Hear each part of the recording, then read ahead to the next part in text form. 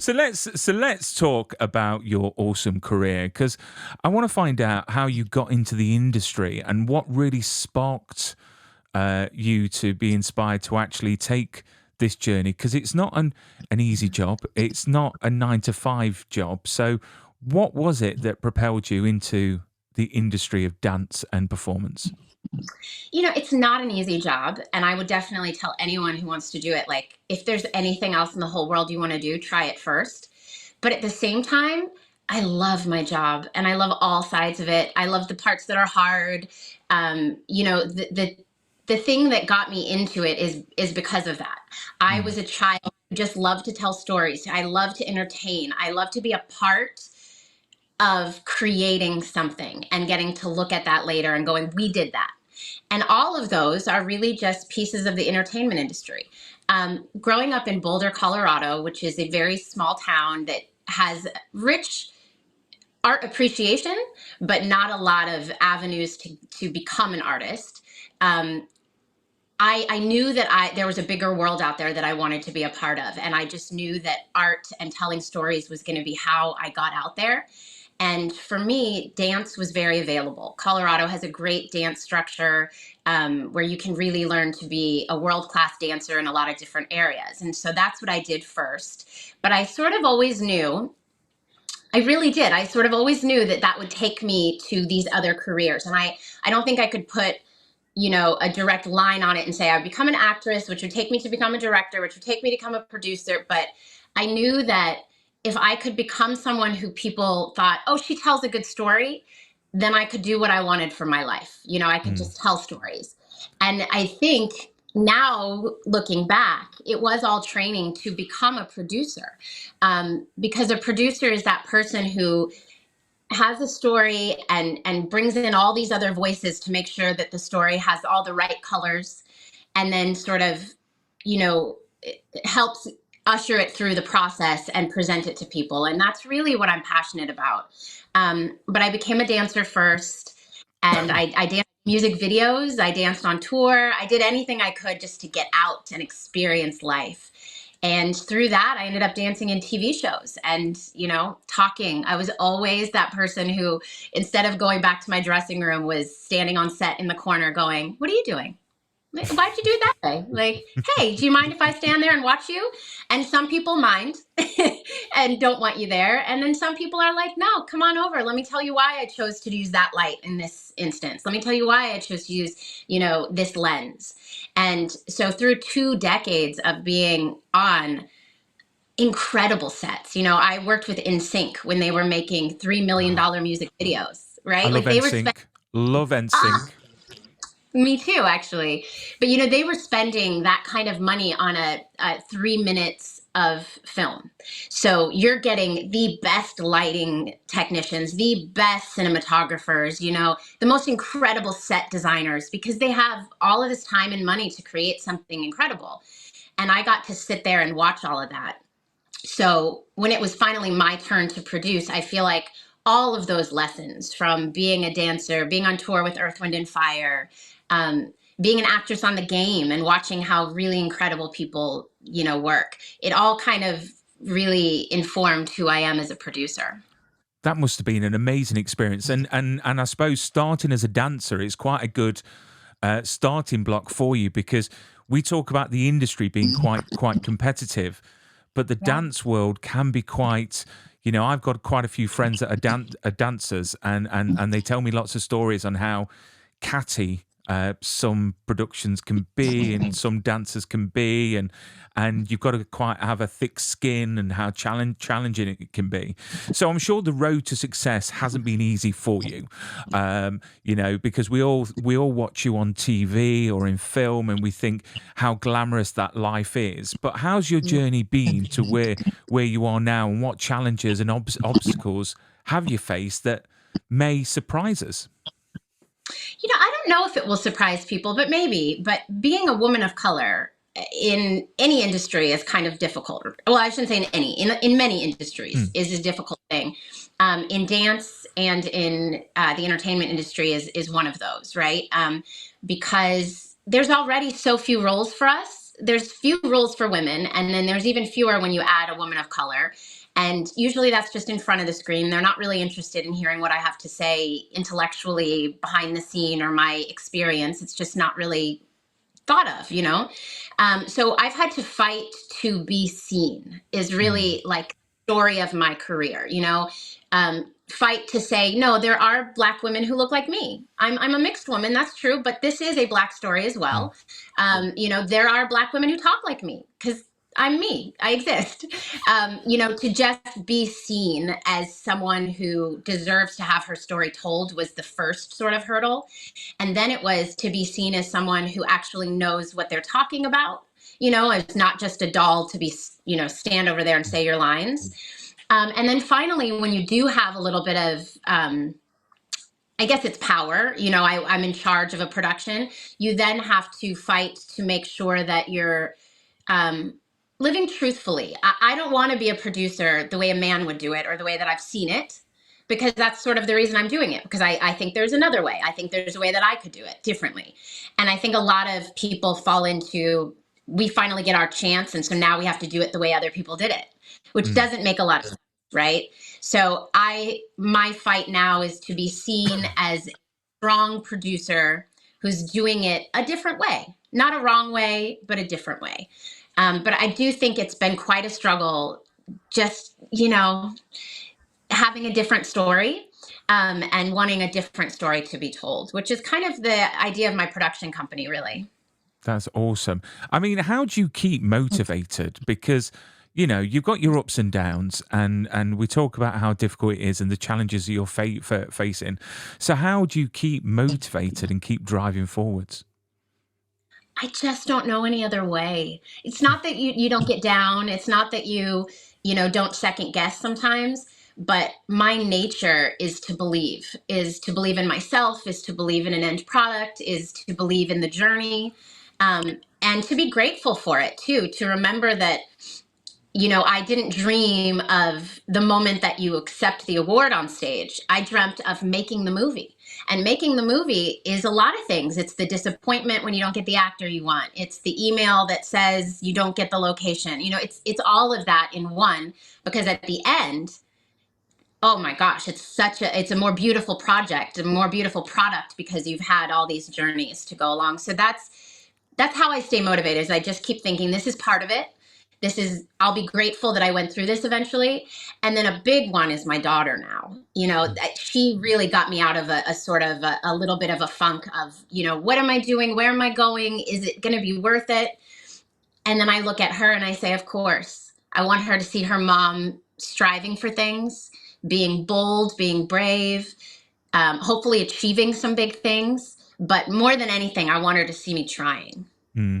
I mean, I've got to say, having kids, you know, the moment they arrive, your priorities and your meaning in life completely changes instantly.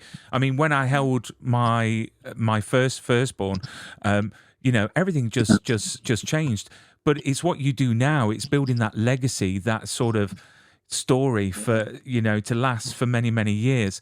I mean, obviously you seem very well motivated and driven, but when you were starting out, did you have a plan in place on what you wanted to achieve within the industry? And has that plan changed over the years?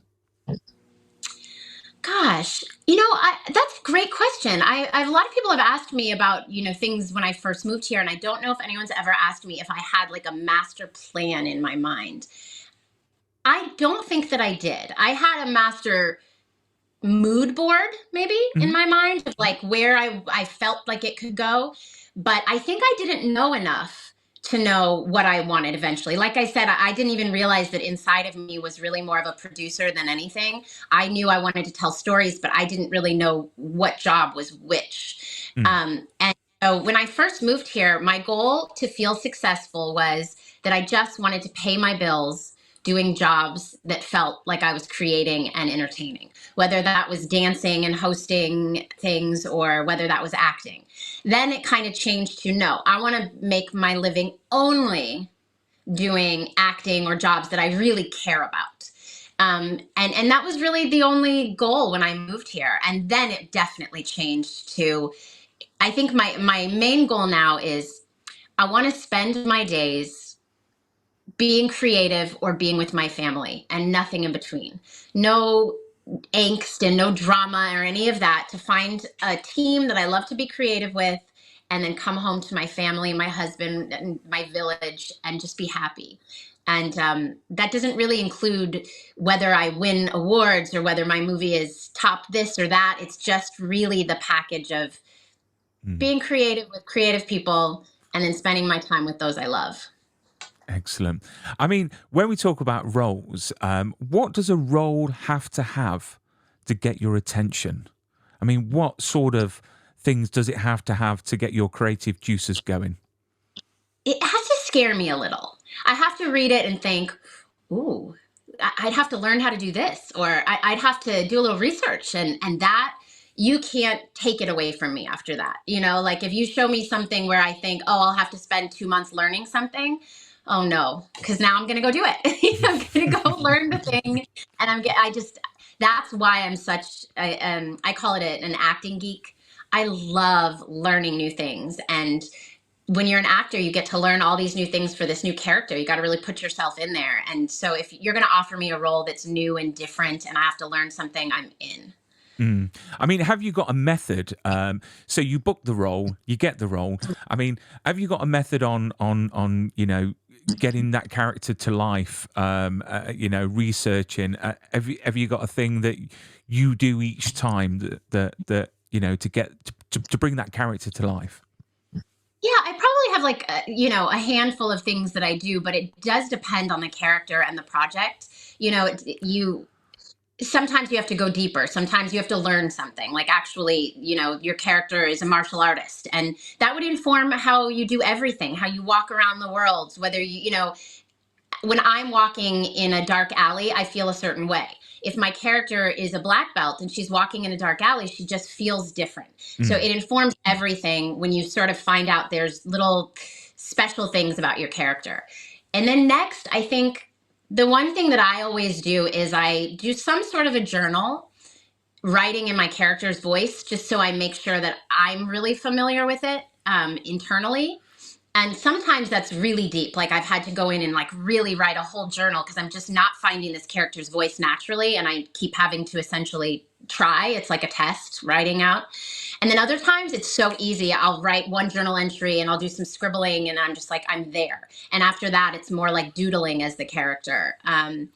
Sometimes for me, wardrobe is a really important one because, as I said, when you put on Mm. clothes, it changes how you even feel about yourself.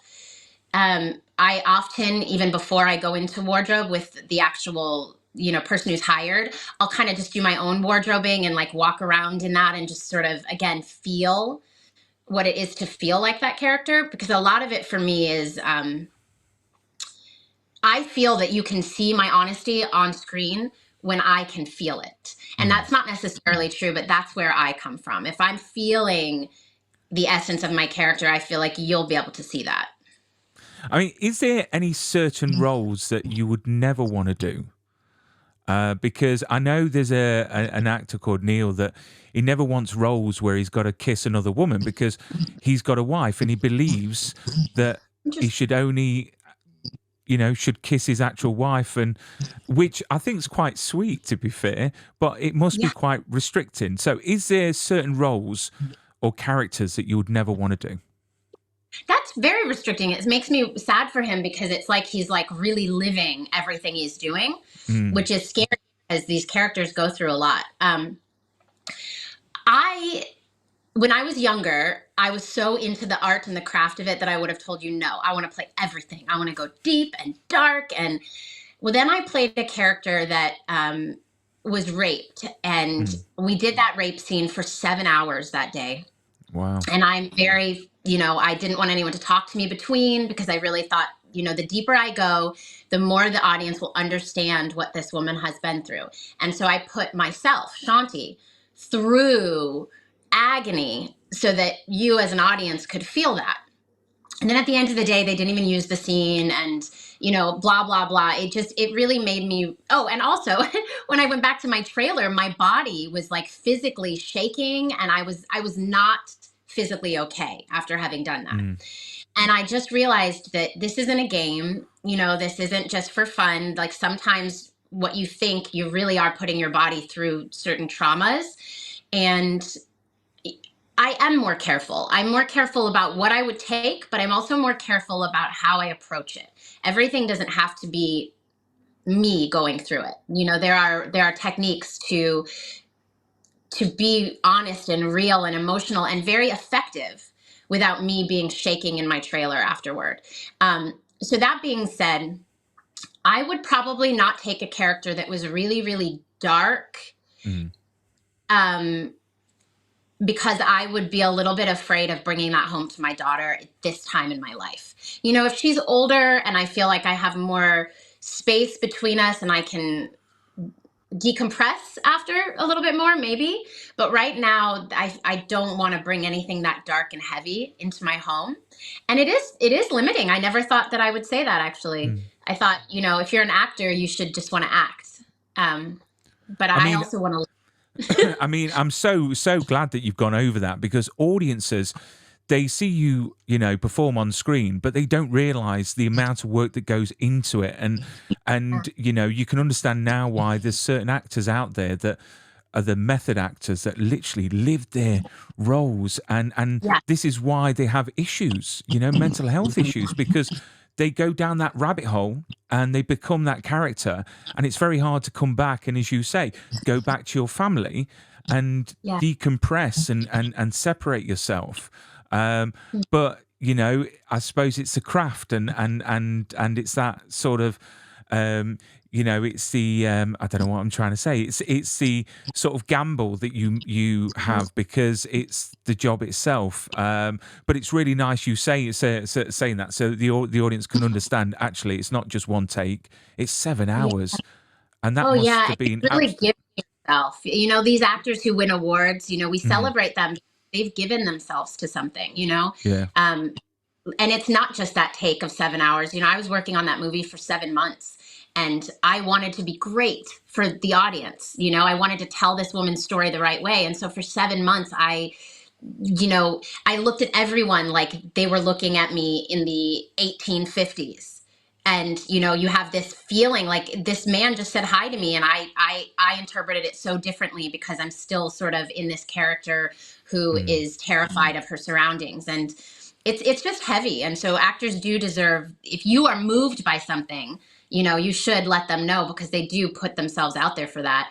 But it's also not, I get a lot out of it. I had a really hard childhood, and my therapy, I had the best therapist in the world, which was myself, working through my emotions as an actor and talking to myself and really being aware of myself. And you have to do that in order to play another character. And so I'm grateful for some of the characters I've played and the things that they've been through, because they've helped me as Shanti, as a person, to sort of be more aware, if anything.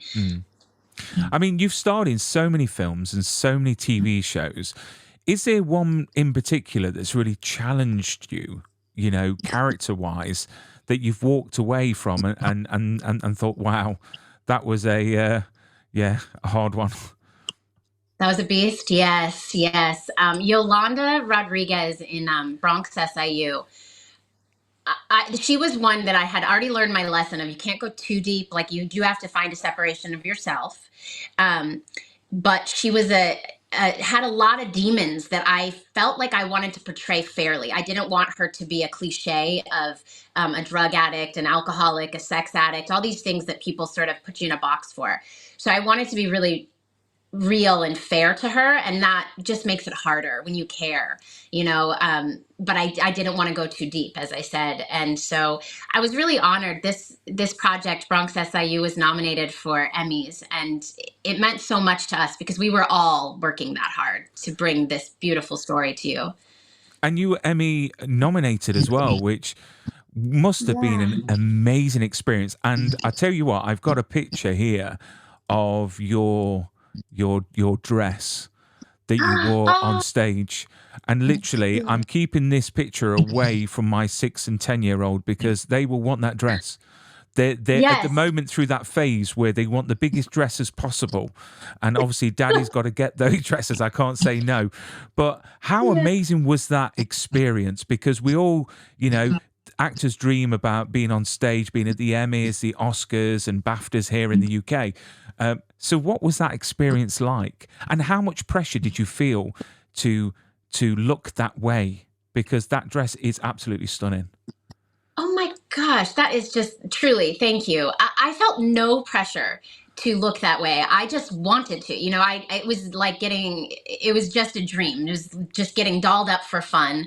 I had no expectation. We didn't even know we were going to be nominated, so it all just felt like a cherry on top, all of it.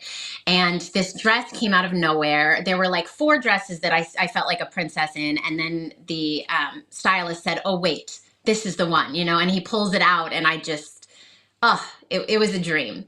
And to be there, honestly, I'll get too emotional if I let myself, but it wasn't about any of that. It was that they let me in the room, that Mm. they opened the door and they let me in.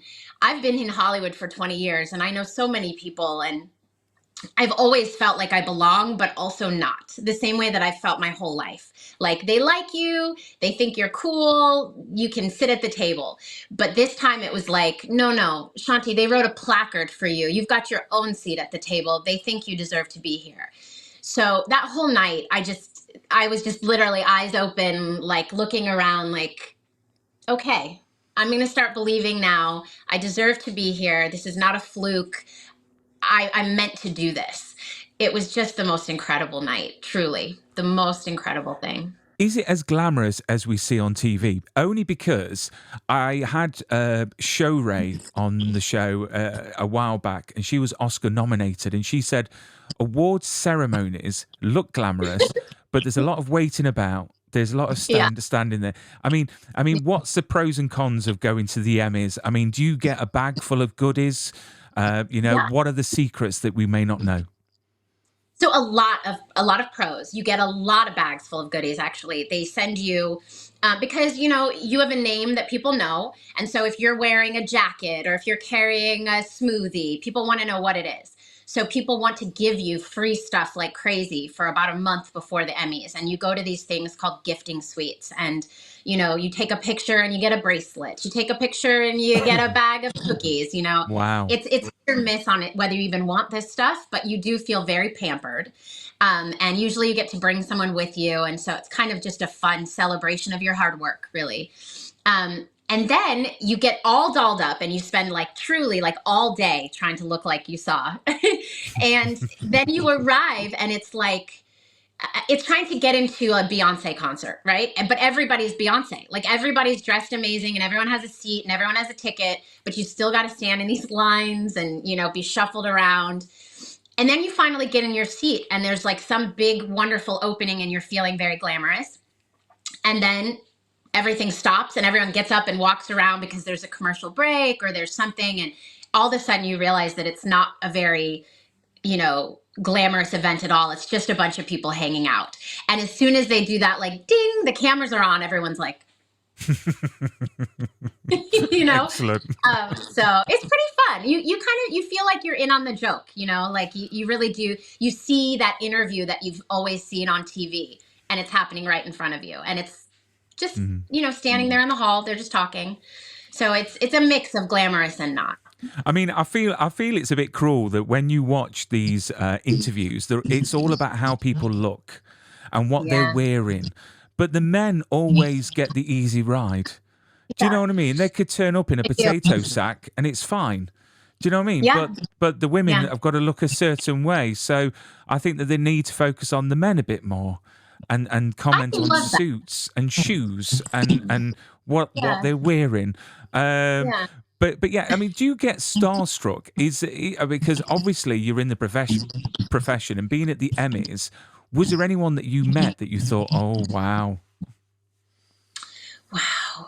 That I don't really get starstruck so much just seeing someone. I get starstruck when someone is, really wonderful and is who you think they are, or even more than you think they are. I met Charlize Theron and she just blew me away because she is every bit as beautiful as you think she is on screen, but she's just very real. She's very kind and very down to earth and, vulnerable, and that one really, I felt starstruck. I felt like I couldn't talk because she was so normal and nice to me.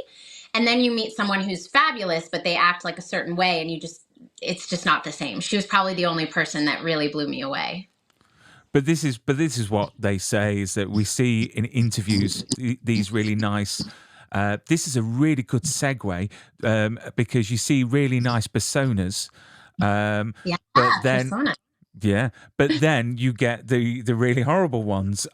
So it's quite refreshing when you meet the people that you actually look up to, and they are really really nice. Because I've met quite a few actors that I've looked up to for many many years, and when I've met them, it's really destroyed everything, because of the Yeah. way that they've been. But then I've met some that have been fantastic.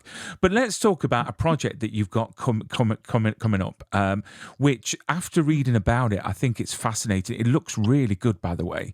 I literally, as soon as there's like a screener or something like that, or an advanced copy, I want to watch it, because it sounds Okay. amazing. I'll bring a poster up for it there.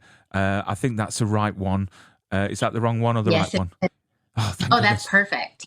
So Yeah. yeah, I mean that poster says yeah it all. That, for me, I want to Oh, watch it. If you could tell us a bit about it, because this has been a bit of a time in creation, really, because I've read here that I think it was you acquired the script 7 years ago. So if you could talk about how this has been brought to life, really. this is the culmination of everything we're talking about, these dreams that I had. When I had my daughter, I knew that I wanted to pivot. When you're pregnant and you're trying to figure out your place in Hollywood, I made 2 movies while I was pregnant, and I just realized, like, I just didn't know if that was what I wanted to do exactly the same way. And so I needed to think about, like, what's next, as we said. And for me, I always knew I wanted to pivot into producing projects, for many reasons. I wanted to control the environment on set, the culture. I wanted to cast, people that look like me in roles that you wouldn't normally. I wanted to make sure that behind the scenes, people who look like me are also given opportunities to do parts, or to work on set. So I was like, maybe it's time to do that pivot. And I had sort of thought I would do a small movie, a little bigger movie, and then jump to my dream, which was Persona. And something just shifted, and I said, I'm just going to go for it. I'm going to go all in on the project that I really believe in, not make the little one that may or may not be okay, to hopefully make the big, let's just go all in. And yes, I'd met the producer. I'm sorry, I met the writer, about 8 years before, and we did a little short film together. And afterward, he said, I'm working on a movie that I really want you to star in. And when he gave me, the first 20 pages of the script, I realized, like, I've been sitting there and I hadn't moved. I was just staring at it. And it's because it was so captivating and different and well thought out. And it was an interesting female character that I hadn't seen before. So we spent 7 years really, really making sure that these characters, there are 2 female characters in it that are really, I think, beautifully layered. And I wanted to make sure they were real and they had a nice relationship that felt right. Um, and once we got there, it was like, we got to do this and we got to do it the right way. So I had planned on directing, except I really just felt like it was going to be too much and it wasn't fair to the project. But I had such a clear vision, and I just didn't know if anyone else was going to share that vision. Um, and ultimately, I always said I wanted a music video director, because, as I told you, I started in music videos, and I actually really appreciate the art more than maybe other theatrical people do, because they know how to make something look stunning. They know how to make that movement work with the camera. They know how to light things in a certain way. And I remember I saw a music video. It was Eminem and Rihanna, maybe 15 years ago, 20 years ago. And it was really a gritty, dirty music video, but somehow it was beautiful. Like, you're looking at the actual, composition of the screen, and it's stunning. And you're leaning in, even though it's like mice and spiders and it's gross, you're like, oh, that's pretty somehow. And I just knew that that was important for persona, because the idea of persona is that a woman wakes up um, filthy, injured, in a lot of pain, clearly has a severe gash on her head. Her ankle is very messed up, probably broken. And she doesn't know anything else. And she starts looking around and she's in the most horrifying situation a woman can find herself in. She's in this house. Bad things happen here and she's locked in. And that's all she knows. And so that can be very off-putting for an audience as well. Like they want out of the house. Like, I don't want to watch this movie. Get me out of here. So I knew I needed to have that beautiful element on screen. And I found Mike Ho, who is one of the most prolific music video directors, but in his heart, all he wants to do is tell these beautiful, passionate, vulnerable stories. And we just connected immediately. And his voice on this is incredible. And that's also what I'm passionate about, is finding the right person to add that element that you don't have. You know, a conversation is only amazing if you have lots of different information and colors. And this is such a colorful conversation because we have so many interesting voices. Yeah, one thing I will say that I'm only going to tell you guys, there is a wonderful appearance from a very wonderful British actor in this movie that I can't say anything else about. Oh no. He's amazing. He's amazing. That's all I can say. Oh no. And what's, I mean, obviously this project, you've literally, you know, is such a passion project for you, because apparently you moved your family, your husband, and I think I read here your mum as well, you know, to set so you can have the family close, and obviously breastfeeding and everything like that, which I just think is a magical thing. You have got such a supportive family, which must add to it, you know. But when is it going to be coming out? When can we maybe see? Because I think it's doing the festival circuits first. Yes, it is. I actually am on my way to doing final sound edits this afternoon, which has been one of the most fun things to do on this project, because as a producer who's directing everything through post-production, you get to see all these elements that you just normally don't get to see, the way that the finishing product comes together. But yeah, we're going to do the festival circuit throughout the entire year of 24. I would say probably audiences will be able to see this movie in the spring. I could not be more proud of this, truly. And I wish that I could just send everybody copies of it now, because it's that good. I know that people will love it, but I'm also really hopeful that they see some of the other beautiful things about it, like the fact that it passes the Bechdel test, like with flying colors. We've got two wonderful female characters that talk to each other, that talk about interesting things that are not just about men. But it also, all that aside, is an excellent thriller that will keep you guessing, that will have you glued to your chair. It's just an honor to be able to say all that, to be able to say that women and people of color helped make an excellent movie. It's an honor. And I do think that we'll be having a premiere in London. So maybe we could get definitely. Definitely. If you come over to London, I'll be there.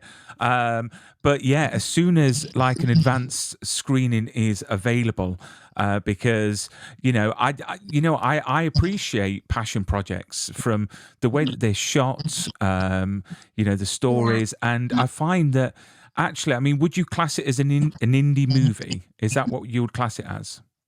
Yeah, I will. And that's actually an interesting thing. When you see it, I don't think it will appear as an indie. That's what's kind of, it's been an interesting journey, because we made a movie that's just so great that we kind of don't know what to do with it, which is sort of a great problem to have. But it just deserves more of a platform than just sending it straight to streaming. So that's why we chose to do the festival circuit. But yeah, it's an indie movie. It's a great indie thriller. It's a great indie relationship drama. It's great. And do you know what? Indie movies, I always say, are a lot better than these big blockbusters, because, these big Yeah. blockbusters, they've got the studios behind them and all they're thinking about is money and what stereotypically could make them money. So indie movies, they push the boundaries. They make great Yeah. content. They make great stories. You can see the heart and soul on screen, which Absolutely. I look forward to watching it. I really, really do.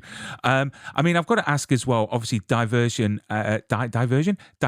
and inclusion. You mentioned there Yeah. about this film is something the industry is struggling with, especially with representation, as well in the awards. In the awards itself, like the Oscars. I mean, what do you think needs to change in Hollywood? If you had that magic wand that you could wave it and change one thing, what would it be? Yeah.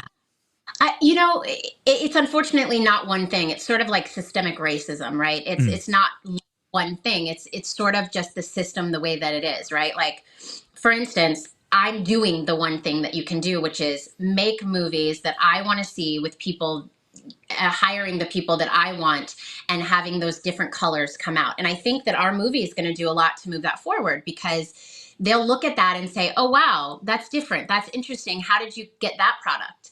And the answer is different voices. This person has never been allowed to do it before. That's why you've not seen it before. And so if our movie does well, that's, 10 more people of color that are going to get jobs in the industry moving forward. So that's how you kind of combat it. But it is an interesting thing that Hollywood is not really tackling. They're hiring mm, one or two more Black actors or actresses. They're hiring a Black director, a female director. But those are not going to really change. That's not going to change the culture. You've got to do something like what I did, where half of the movie is, people of color, women who are not normally getting those opportunities. And an example that I think will change things, our DP is African, um, dark skinned Black man. And I think that he is going to win so many awards for this movie. And that's just going to be another person that is going to be on the Marvel set next time, that has a different perspective. He was raised in Africa. He has these different thoughts, this different way of moving the camera. And he's going to get that job through doing this job, and, mm. and my special effects makeup artist is a woman of color who's only been allowed to do glam. And now she's doing cuts and gashes and gunshot wounds, and it's awesome. And hopefully she's on the next, whatever big movie as well. So that's how you combat it, is you just give people opportunities when you can. You go and you see these movies, if you're a person of color, or if you're a person who supports people of color and women and minorities, go and see our movies, tell other people about it, so that we can then, if they're good, which it is, and then you tell other people, and we all get more jobs. Isn't it silly though? We're in 2024 now, and you Yeah. talk about racism, and it's really sad that it's still happening. I Yeah. still think it breaks my heart. So this is why when I mention kids all the time, I think that partly racism is generational. It's how people have been brought up to think a certain way and be a certain way. So hopefully, from my view, is that generations can start to change that perspective and that narrative, because it is shocking. Because my first experience of racism was when I was at primary school. I think I was about 5, 6, and I had a friend, and he was mixed race, and he was getting bullied. I was getting bullied because I was quite a large, child. I was quite round, and it was quite weird because we was drawn together, to support each other, because he was getting bullied for being mixed race, and he was the only mixed race, kid Yeah. in our area, and it was like odd for everyone to see.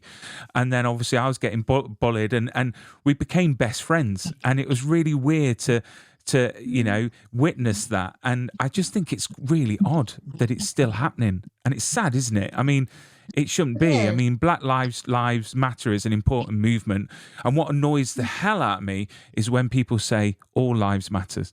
You know what I mean? Right. Which is a Yeah. ridiculous statement, because of course all lives matters, but it's not about that. It's about Black Lives Matters, and you're taking away from what that is about. But it's quite sad, though. Yeah. It's still happening in my eyes. It's sad, and I think um, I've dealt with this my whole life. Mm, I was bullied on the playground. I was beat up. I had no friends. I had a really hard childhood because of race specifically, and socioeconomical issues as well, being mm, poor. And the thing is that I used to think, we're going to make a better world. There'll be a time when it's not like this. And not to be pessimistic at all. I'm actually a really optimistic person, but I just don't think that there's really a world in which this stuff doesn't exist, because when people are down on themselves, the only thing they can do is find a way to be down on someone else mm. sometimes, right? And the way you do that is you find your differences and you pick on. And so I've tried to stop saying, like, isn't it crazy that these things exist? Isn't it like it's 2024? Like, how can this be? And I've just started to say instead, whatever it is, maybe, when my daughter's my age, it's not racism, it's hair. If you have curly hair, you're weird. Maybe it's, noses or lips or what, but it's going to be something that someone's better than someone else if they have it. And I think it's just really important to remember that we should fight for what we believe in, Mm. and we should go after what we want no matter what anyone else says. And other than that, there's just nothing you can do, so I fight for my, uh like shops. I always go to women owned shops or minority owned shops. I try and do that because that's something that I can do. I can't control whether somebody else is racist. Yeah. Yeah, no, that's fantastic. But hopefully, fingers crossed, in the future, things take a better turn, and it is generational. And parents Yeah. out there, we've got a level of responsibility to inspire our youth to maybe Yeah. think a certain way. But I wanted to just mention your Instagram, so people can actually follow you. So I've got it on the screen just there. Obviously, over 200,000 subscribers. I mean, how Yeah. much pressure do you feel having that amount of followers on what you put out there in the ether for everyone to see? I mean, do you Maybe I think should before be you more post? nervous, but I'm not. I usually just post like I'm very much this place where I feel like I'm a good person. I continue to try and be a good person. But other than that, like I just am who I am. And so I put out, just what makes me happy. I try not to be super political unless it's really important to me. I try and just be a place for people to come and feel like a safe landing to hear positive things and to see nice things. My daughters too, so there's a lot of cute little us cooking and things like that. I like to go hiking. I like to show what I call my village, my life too, because the biggest thing is when I was young, I knew I wanted to live a different life, but I didn't really know what it was. I didn't know what it looked like. Mm, So I try and bring my village along with me and say, if you think my life is so great, this is what it looks like. This is what I do. I spent 7 hours doing this in the editing room. I try and show people what it is to be an actor producer. So please come join the conversation. and we'll find out when Persona comes out, and also we'll find out a bit more about that coconut water, because it's my favorite, that Vita. Honestly, my It's your girls, favorite too? yeah, my girls are obsessed with coconut water, with that water with Vita. Oh, yeah, it's so good for you. It's lovely as well. It's Just really good to do with kids instead of juice. It's so good. excellent. Yes. And then one of my last questions before we bid farewell is, if you could go back in time to yourself when you were starting out, what advice would you give yourself, knowing what you know now? Mm. Wow, so many things flashed through my head right there. That's rough. Most of the time, I would just be like, just be strong, be positive, because I'm really happy with where I am. So it doesn't seem like you need to change anything. But then you said that, and I thought, oh gosh, that girl who moved here could use so much advice. Like, go get your hair done, honey. It's okay. Like, learn how to do your makeup sooner. No, in all honesty, there were a lot of bumps along the way, but as I said, they made me who I am. And if you take one away, then maybe I don't get here. So I think the only thing I would tell her is enjoy it. it's enjoy every step. Even the no's are part of something, and also keep going. Excellent. I mean, they say that we learn from struggle. That's how we learn to be, who we are now. But Shanti, thank you so much for coming onto the show for a chat. I cannot wait for Persona to come out. I'm so excited to watch it. And obviously, everyone watching and listening, please follow Shanti on Instagram, because that's probably the best way to find out when it comes out, and we might get some sneak peeks, behind the scenes in the future. But thank you so much. Keep safe and stay super. Yeah. Thank you so much. Lovely to talk with you.